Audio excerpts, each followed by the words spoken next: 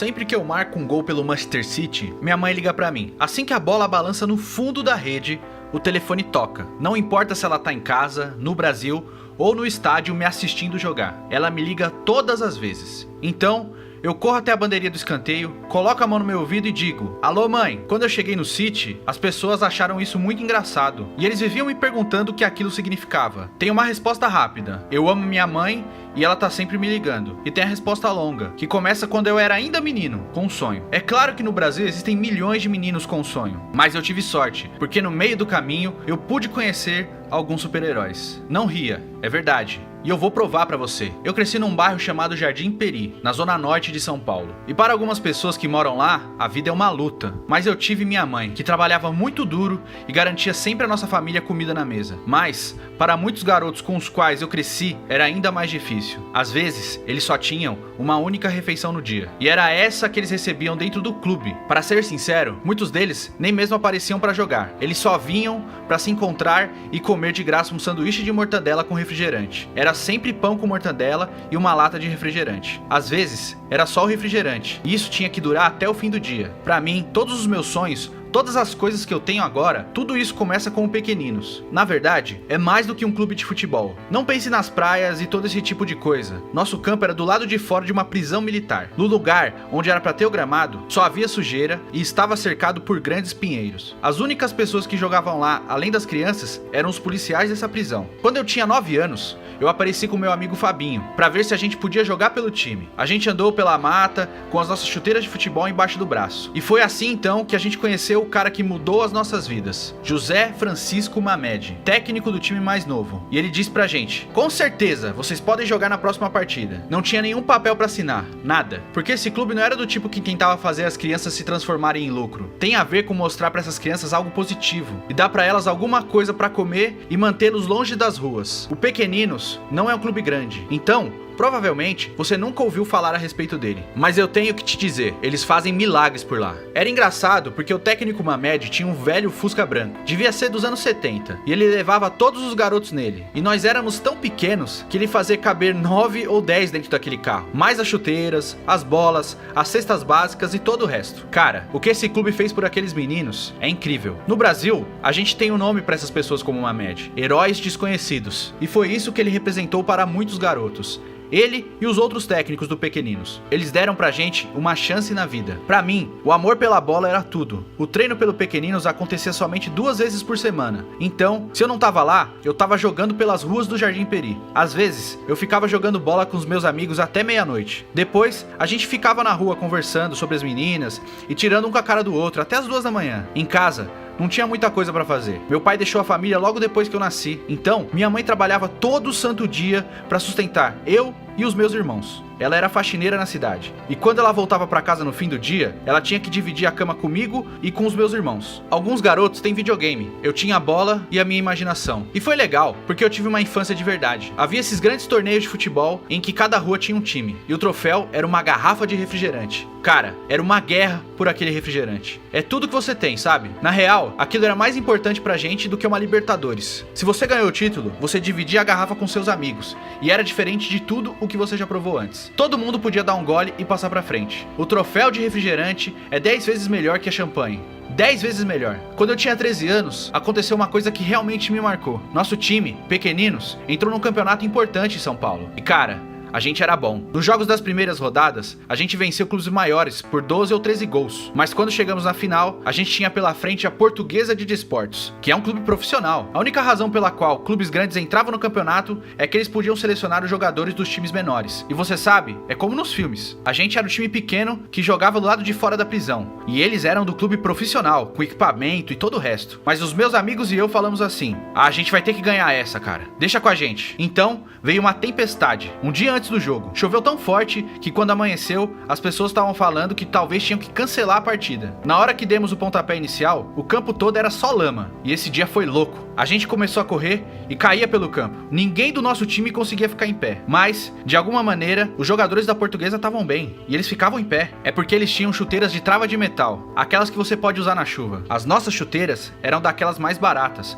com travas de borracha, e elas estavam todas gastas. A gente não tinha dinheiro para comprar chuteiras mais caras. vezes. E eu me lembro, naquele momento, de pensar algo do tipo: isso não é justo, mas deixa quieto, a vida continua. Mesmo assim, a gente deu a vida pra vencer aquele jogo, mas acabamos perdendo por 4-2. Eu nunca vou me esquecer de ver a Portuguesa comemorando com um troféu. Foi uma lição muito boa pra mim. Futebol é como tudo na vida, não é justo. Então, você tem que dar um jeito, mesmo não parecendo justo. Foi uma lição perfeita, porque os próximos anos da minha vida seriam muito mais difíceis. No Brasil, se você tem o sonho de se tornar um jogador de futebol, você geralmente está na academia de um grande clube aos 12 ou 13 anos. Mas, por alguma razão, as coisas não estavam funcionando bem pra mim. Eu fiz um teste no São Paulo, e eles gostaram de mim. Mas então, eles me disseram que não poderiam me oferecer um quarto na academia do clube, que era muito longe da minha casa. Se eu fosse de ônibus pra lá todos os dias, eu teria que largar a minha escola. E minha mãe, certamente não ia aceitar isso. Ela era totalmente a favor da escola. Eu devo tudo pra minha mãe, principalmente nessa fase da minha vida. Porque muitos garotos no Brasil, quando são de origem mais humilde, têm que começar a trabalhar quando fazem 14 anos pra ajudar a família. Não dá pra só jogar futebol, tem que ir pra escola e trabalhar ao mesmo tempo. Então, o sonho deles morre nesse momento. Mas minha mãe, cara, ela acreditou em mim. Seja qual for a razão, ela acreditou. Ela falou pra eu continuar, não importa o que eu tivesse que fazer. Então, aos 13 anos, eu comecei a jogar com os caras mais velhos da várzea. Ok, todos em São Paulo sabem do que eu tô falando agora. E provavelmente já vão começar a rir. Mas pra todos aqueles que não sabem do que eu tô falando, eu vou explicar. A várzea é como basquete de rua nos Estados Unidos. Ou como uma liga semi-profissional de futebol na Europa. Os campos são todos esburacados e você joga contra os marmanjos. Os caras casca grossa. A várzea é conhecida por ser de extremo contato físico. Tinha muita coisa pesada acontecendo no campo. Eu nunca vou me esquecer de um momento. A gente estava jogando uma partida importante contra um time grande. Eles sempre tiveram uma das melhores equipes de várzea da cidade. Mas eles estavam fora da liga por alguns anos por causa de algo que fizeram depois de um jogo. E eu não quero entrar em detalhes porque provavelmente tem criança lendo isso aqui. Então, esse era o primeiro ano deles de volta à liga. E eles estavam jogando contra a gente. Uma partida para classificar para um campeonato ainda maior. E eu me lembro de todos os jogadores deles olhando pra mim antes do jogo e falando: que esse moleque? É sério isso? Esse pivete? E era sério, cara. Com 4 minutos de jogo, eu driblei o melhor zagueiro do time deles e marquei um gol. E eu me lembro de todos eles olhando pra mim, tipo: beleza, moleque, a gente vai fazer da sua vida um inferno. Foi a partir daí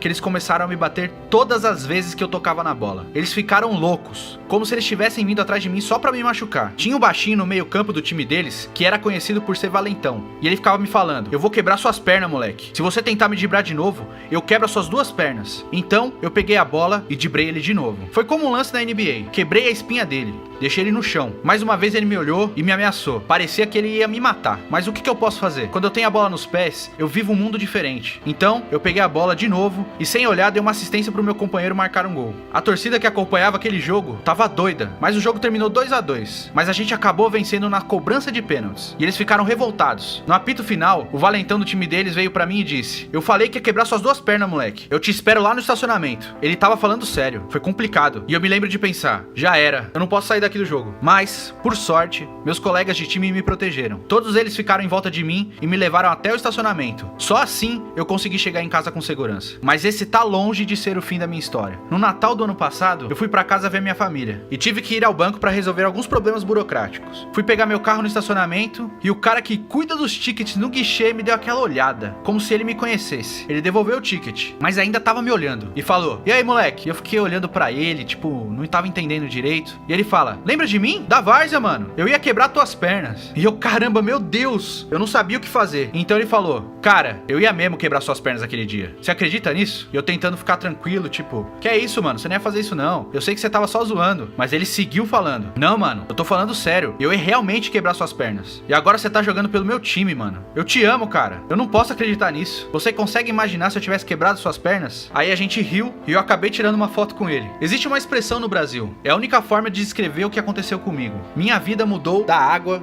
pro vinho. 5 anos atrás, eu tava jogando na várzea, apenas tentando sobreviver, apenas tentando chegar num clube grande do Brasil. A várzea me deu uma boa perspectiva. Eu joguei com grandes jogadores, que hoje são motoristas de ônibus, ou trabalham no supermercado, ou são pedreiros. E não foi porque eles não eram bons jogadores, ou porque não se esforçavam. O que conta nessas horas é sorte e oportunidade. Algumas pessoas têm que ir atrás do seu sustento e não pode ficar correndo atrás dos seus sonhos. Se eu não tivesse o apoio da minha mãe, eu provavelmente estaria no mesmo caminho desses outros jogadores de várzea. Mas, ao invés disso, eu tive a oportunidade de fazer um teste no Palmeiras, quando eu tinha 15 anos. E dali, tudo decolou pra mim. Acho que não consigo nem explicar. Foi como destino, de forma certeira. Deus escreveu tudo perfeitamente. Eu fiquei com o time júnior e assinei meu primeiro contrato campeonato de verdade. De lá pra cá, o tempo passou voando. Fui pro time principal, consegui me destacar e, pra minha surpresa, cheguei até a seleção brasileira e pude participar dos Jogos Olímpicos Rio 2016. Quando eu recebi aquela ligação, foi uma emoção inexplicável. Pra fazer você entender o que esse momento significou pra mim, apenas 2 anos antes, eu tava nas ruas do Jardim Peri pintando as calçadas de verde e amarelo pra Copa do Mundo 2014. Os caras da minha vila desenhavam muito bem e fizeram grandes murais, com os rostos dos jogadores brasileiros, Davi Luiz, Neymar, Marcelo, e a gente tava deixando tudo aquilo colorido. Esse campeonato em 2016 foi bastante especial pro brasileiro, porque a medalha de ouro olímpica era a única conquista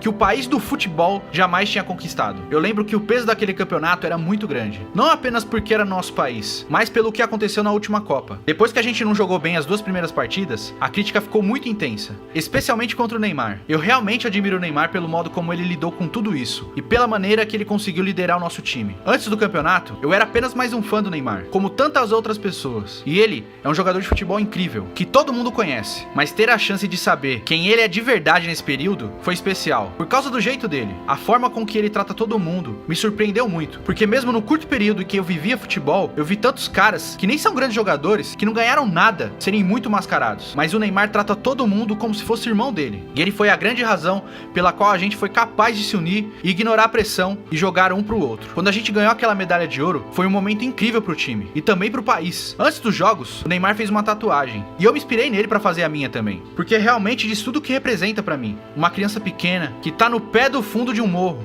olhando pras favelas, segurando uma bola de futebol debaixo do braço e sonhando com o seu momento de glória. E não é somente eu, não é somente o Neymar, são muitos brasileiros. E é isso o que essa tatuagem significa pra gente. Eu sempre vou fazer de tudo pra estar jogando pela seleção brasileira. Eu sei que há muita disputa pra ver quem é convocado. E essa foi a grande razão pela qual eu decidi vir para o Manchester City. Eu sei que eu preciso continuar me desenvolvendo como jogador. Eu vou falar pra você, aqui é muito diferente do Brasil. Você não vê muito o sol. Cheguei a receber algumas ofertas pra jogar em outros clubes, de lugares mais quentes, por exemplo. Mas, pra mim, a decisão de vir para o Manchester City tinha um peso maior pra poder jogar sob o comando do Pep Guardiola. Essa é a minha primeira vez num país onde realmente é muito frio e eu não falo a língua. É um desafio ser compreendido e pode ser até solitário nesse momento. No entanto, quando o Guardiola me ligou, enquanto eu decidia para qual clube eu ia jogar, ele disse que estava contando comigo. E eu posso te dizer, cara, o Guardiola estava sendo muito verdadeiro. E no futebol, isso significa demais. Quando ele falou isso pra mim, eu não pensei 2 vezes. Minha decisão estava tomada, era o City. Mas antes de eu ir para Manchester, eu tinha uma última coisa pra fazer. Eu tinha que encerrar um capítulo na minha vida. Então, eu voltei pro campo onde o pequenino jogava, com as chuteiras debaixo do braço, como quando eu tinha 9 anos de idade. Mas dessa vez, um pouquinho diferente. Eu tinha 250 pares de chuteiras realmente boas pros moleques. Agora, quando qualquer um dos grandes clubes jogar contra os pequeninos,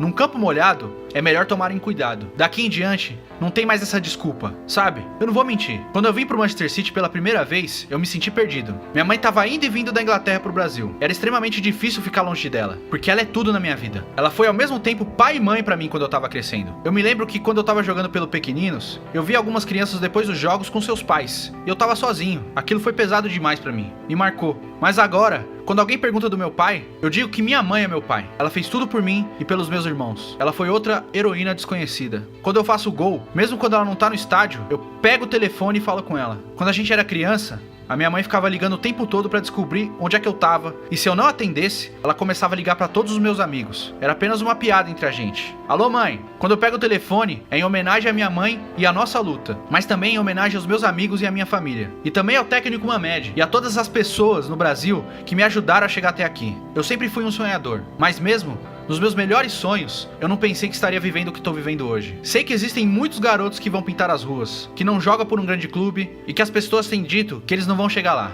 Eu diria pra eles, nunca parem de lutar. 4 anos antes de eu entrar pelo túnel do estádio Etihad, eu ainda estava jogando na várzea. E os caras falavam que iam quebrar as minhas pernas no estacionamento. Sua vida agora pode ser apenas um sanduíche de mortadela com refrigerante. Mas, se você continuar a correr atrás dos seus sonhos, cara, quem sabe o que vai acontecer? A água pode se transformar em vinho.